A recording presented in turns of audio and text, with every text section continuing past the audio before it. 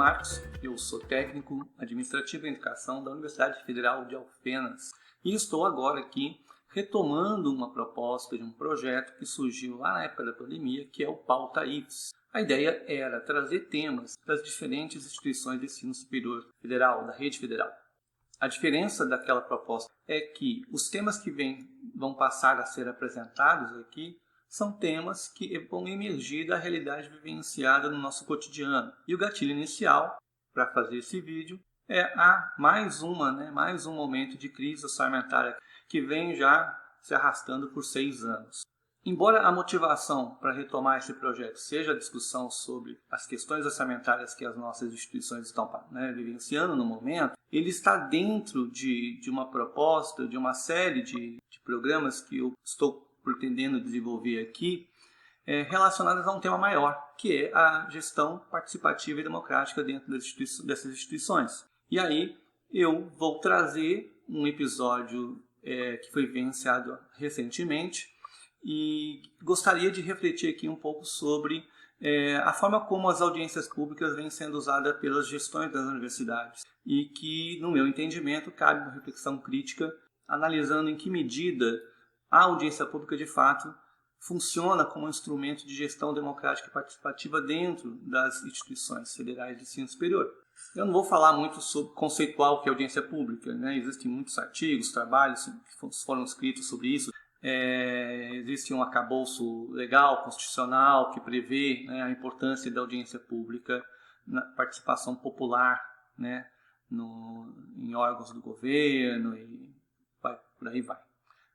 O que eu só vou mostrar aqui são alguns exemplos que eu vou só citar aqui rapidinho e quem tiver interesse, dá uma assistida nesses eventos que eu vou pontuar aqui para entender o que eu entendo como audiência pública. Eu não vou precisar conceituar. Para mim, o formato de uma audiência pública é, para mim, praticamente o que foi vivenciado nessas experiências, como a audiência pública sobre o orçamento da Federal do Rio de Janeiro em 2015, por exemplo, ou a audiência pública que foi feita na USP em 2022, discutindo problemas de mobilidade urbana e tal. Outra audiência pública que para mim é um exemplo, do que eu entendo como audiência pública, foi uma audiência que aconteceu em 2023, discutindo a implantação do ponto eletrônico na Unicamp. E por fim, temos mais uma audiência pública mais recente, que aconteceu no final do ano passado, que foi organizada, foi feita uma parceria entre reitoria e DCE, onde se discutiu orçamento e assistência estudantil. E, claro, eu mostrei alguns exemplos do que eu entendo como audiência pública e vou falar aqui agora do que eu entendo que não é uma audiência pública, e que é o formato, a forma como a gestão da universidade, de uma forma bem recorrente, vem realizando audiências públicas para falar do orçamento da universidade, dos momentos que algum tipo de corte ou restrição orçamentária tem impacto no nosso cotidiano aqui na universidade. Eu não vou perder muito tempo falando disso, eu vou fazer inclusive uma leitura aqui, vou deixar em tela esse texto, que foi uma síntese que eu fiz sobre a minha análise crítica sobre esse formato de audiência pública, tá? Então eu acho que vai ser mais prático, mais rápido falar dessa maneira. Bom, então o que eu entendo, no meu entendimento, o formato da audiência pública que a gestão da Unifal vem promovendo, ela não permite a participação efetiva da comunidade universitária. O que é a participação efetiva? Podemos discutir e pautar isso aqui no Pauta IFES, inclusive. O argumento dos organizadores é que se você passar o microfone para a audiência, você vai ter gente lá fazendo longos discursos, reflexões, digressões, e a pergunta mesmo demora muito para ser feita, não é objetiva. Bom, foi mais ou menos algo assim que foi colocado. Então, mas o que é curioso é que você sintetiza a questão da audiência e abre um espaço, uma possibilidade, para que longos discursos, ricos em retórica e oratória, boa oratória inclusive, acabam sendo permitidos de forma exclusiva à gestão da universidade. Então, no meu entendimento, quando a gestão de uma universidade se propõe a fazer uma audiência pública, ela está se propondo a destinar um tempo mínimo que seja suficiente para se compreender o que está sendo questionado e encaminhado por quem está lá na audiência.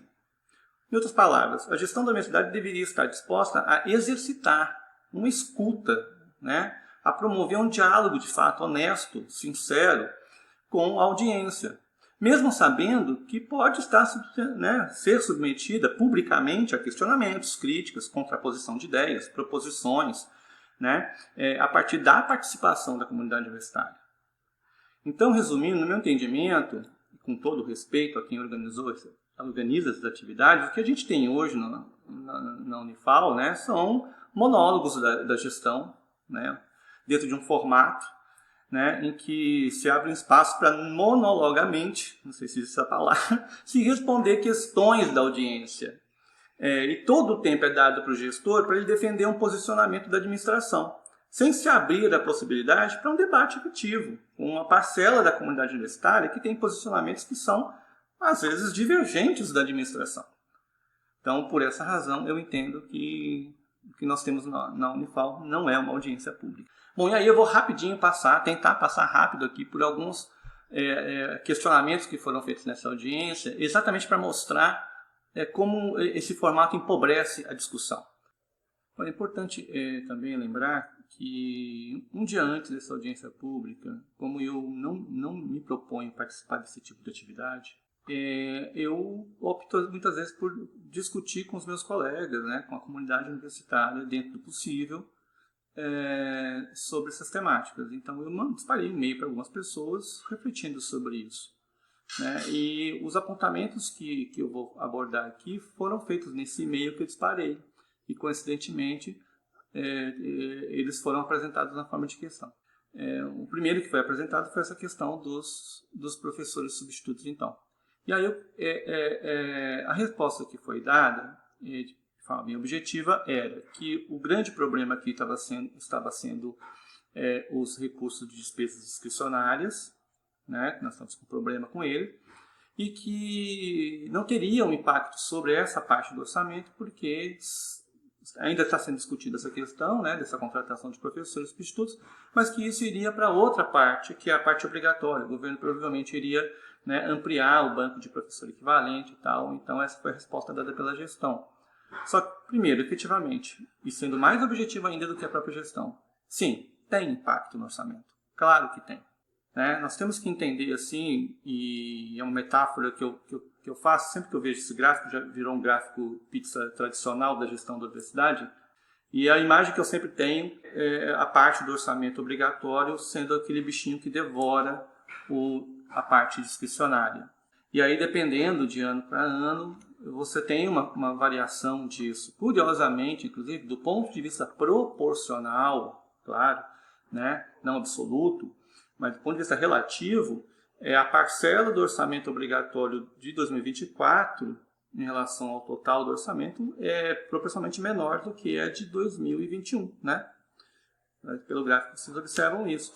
Bom, e aí, o que eu quero levantar como questionamento aqui é o seguinte: sempre que você aumenta a parte obrigatória, dependendo da política do governo, a forma como o governo faz a gestão, né, dessa distribuição orçamentária, pode ser que essa parcela obrigatória acabe sendo um parâmetro que comprime a liberação de recursos da parte discricionária. Qual é o critério usado? Como isso é feito? Então, sempre que você aumenta o banco de professor equivalente, o governo injeta recursos, destina recursos para isso, e isso se torna algo fixo e obrigatório, quando você vai discutir o orçamento como um todo, proporcionalmente você acaba tendo ali uma compressão da parte discricionária, ou não. Vamos refletir sobre isso? Acho importante, talvez seja interessante um debate sobre isso. Por que se gasta tanta energia nisso?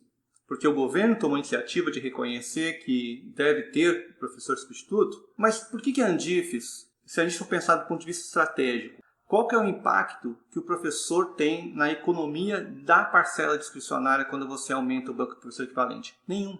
Por outro lado, se você aumenta o banco de técnicos numa proposta, na defesa de uma tese, de que mais importante do que ter professores substitutos para diretor de unidade seria você conseguir contratar técnicos para que possam dar apoio administrativo para essas diretorias, olha, se você aumenta o quadro de técnicos, efetivamente você tem economia sobre a parte discricionária, porque mesmo que você aumente a parte obrigatória, e você, de certa forma, também vai acabar comprimindo ali, né, ou a parte discricionária, mas você tem uma compensação, porque você vai ter técnicos efetivos sendo contratados, né, e podendo, então, gastar menos com servidores terceirizados.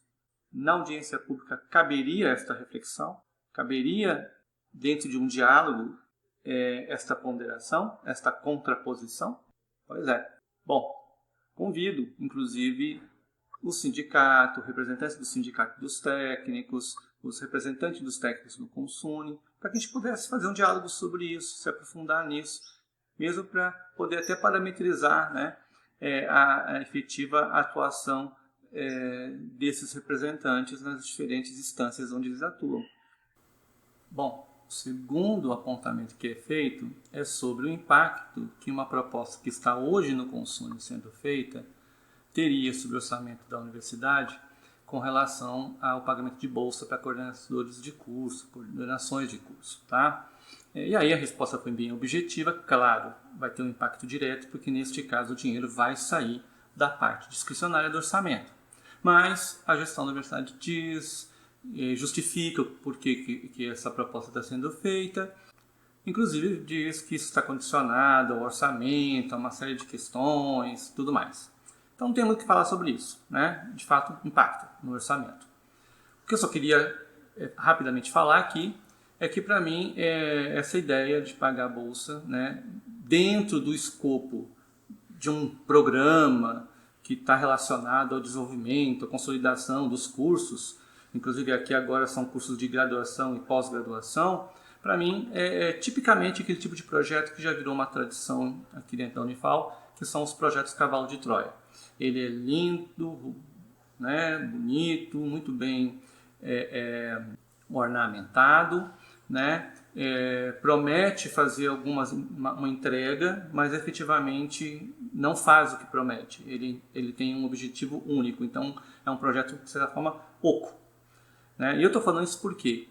Porque tem uma história por trás disso. Essa ideia foi, de fato, originalmente apresentada lá pela Pró-Reitoria de Graduação, no colegiado de graduação. Tá certo? Lá em 2021, e eu era representante dos técnicos no colegiado. Então é importante deixar claro que lá atrás foi feito um profundo debate dentro da Pró-Reitoria de Graduação do colegiado. Eu não vou detalhar aqui a discussão, eu sugiro para quem quer entender melhor isso, né, a primeira discussão que teve sobre essa questão de pagamento de imposto para a coordenação, que acesse esse processo, os dois processos, inclusive o atual e o que foi reprovado no CEP, está livre para consulta. Acessem esses documentos que eu estou apontando aqui nesse processo de 2021 para vocês verem como que foi feita a construção e a discussão disso. Eu, a priori, não era contra o pagamento de bolsa. Eu só entendia que a gestão da universidade, dentro de um programa voltado para o desenvolvimento dos cursos de graduação, tinha que se comprometer com algo que vai muito além de pagamento de bolsa, né? E a discussão foi tão interessante que chegou ao ponto de uma parte significativa do colegiado, que é composta por coordenadores que seriam beneficiados por bolsa, manifestarem, em sua maioria, que eram desfavoráveis à proposta. Por que será? Acessem esses documentos, vocês vão entender.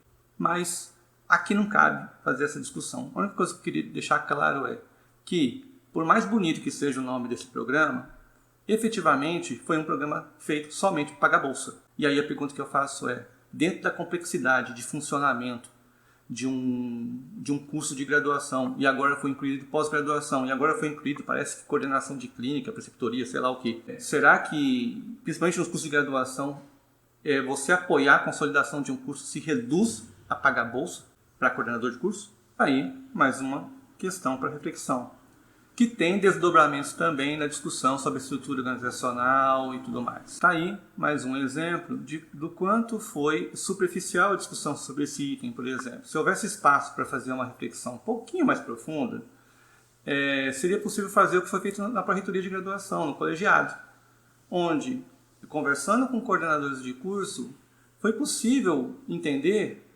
que talvez seja mais importante você ter uma estrutura organizacional administrativa que ofereça, invista recursos para ter um apoio administrativo para esses coordenadores do que receber bolsa. Muito coordenador falou isso para mim. Eu prefiro ter uma assistência administrativa, técnica, dedicada ao meu curso do que ter uma bolsa.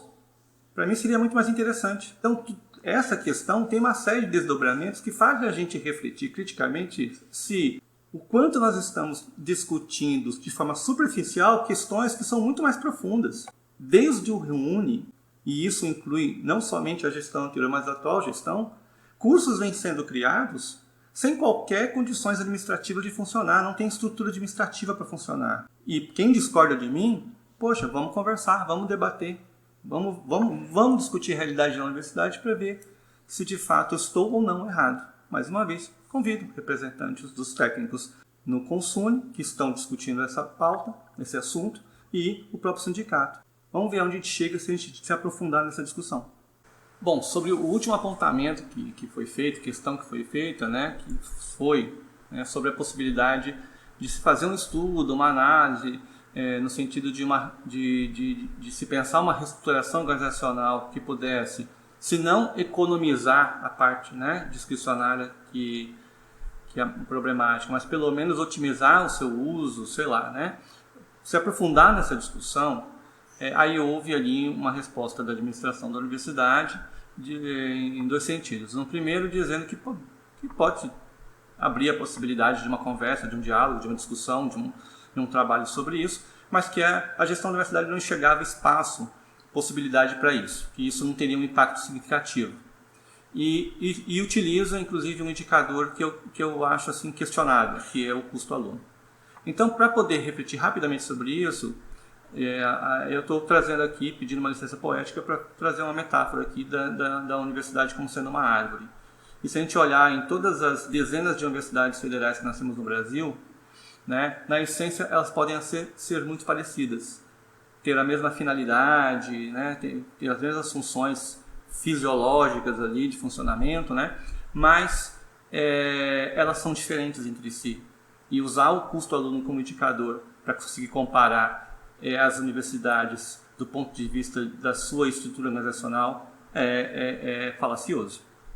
Com todo respeito, não é um indicador adequado para esse tipo de discussão.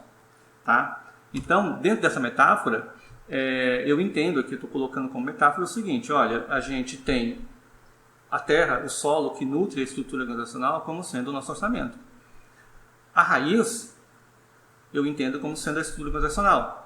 É ela que vai sustentar, né, todo o funcionamento do ensino, da extensão e da pesquisa da universidade para fazer as entregas na sociedade que a gente espera e que a sociedade espera que seja feito. E aí é apresentado o custo aluno como um argumento para dizer: nosso custo aluno se aproxima das outras universidades, então as universidades não têm esse questionamento interno, por que nós vamos fazer? É isso mesmo? Bom, eu não sei qual critério que é usado para fazer referência a esse custo aluno que foi citado aí nessa audiência pública.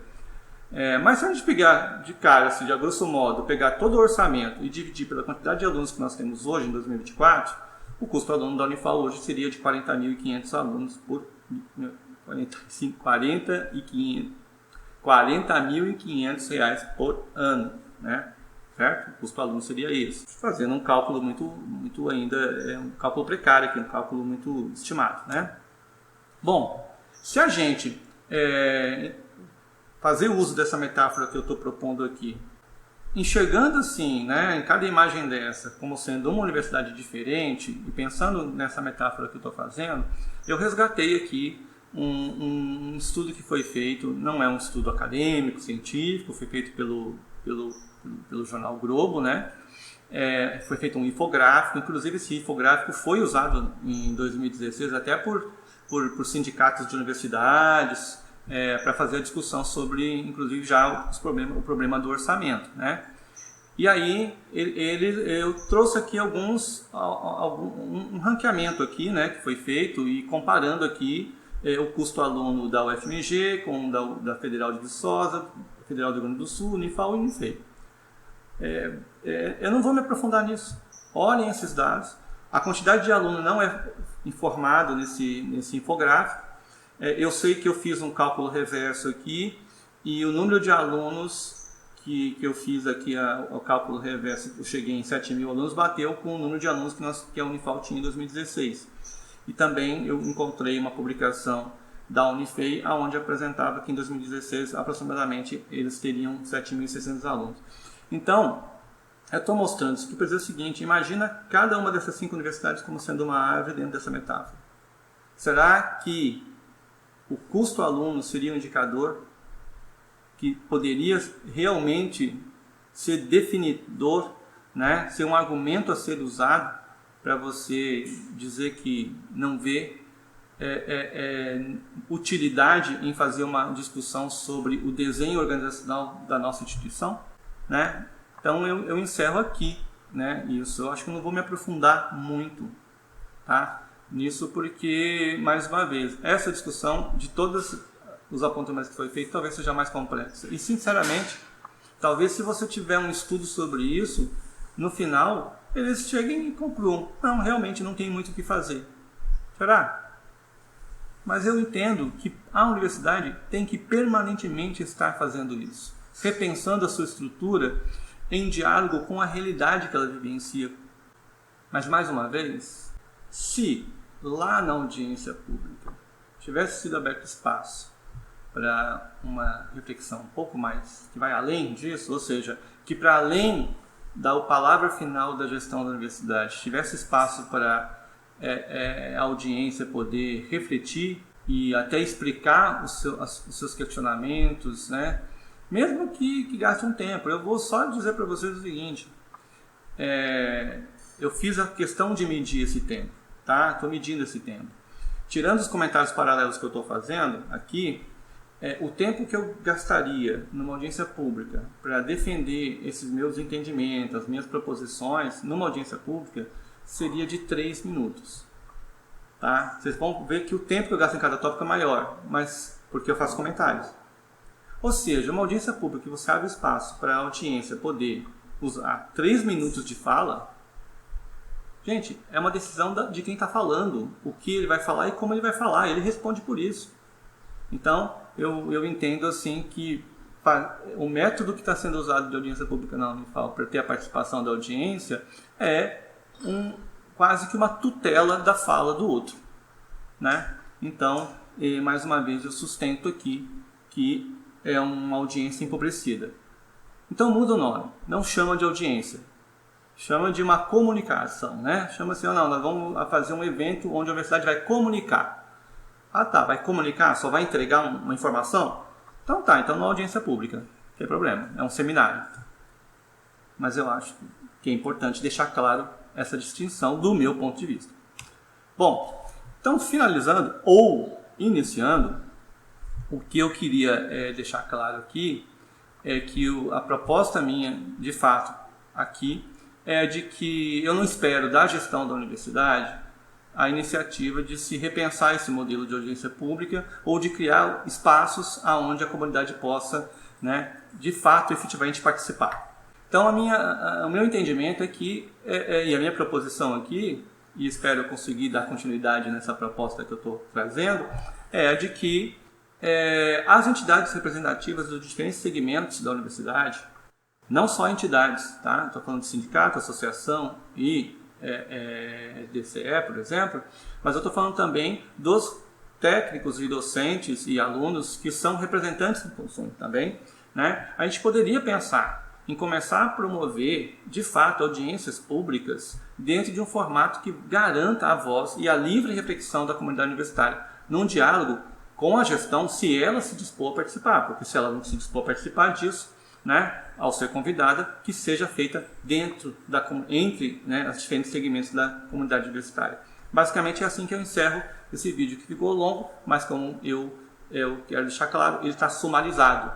Então quem tiver interesse em algum assunto específico vai conseguir localizar esse assunto na descrição do vídeo, tá bom? E aí fica aberto o convite para todo mundo para a gente continuar pautando essa grande temática que é a gestão participativa e democrática nas universidades. Valeu e espero poder encontrar quem está assistindo esse vídeo em algum outro momento, né? Mandem e-mail para a gente, entrem em contato comigo pelo e-mail do Educatelier ou pelo meu e-mail pessoal da universidade, e que para a gente poder de repente organizar alguma coisa compartilhada com outras universidades ou com outros colegas da própria Unival. Valeu!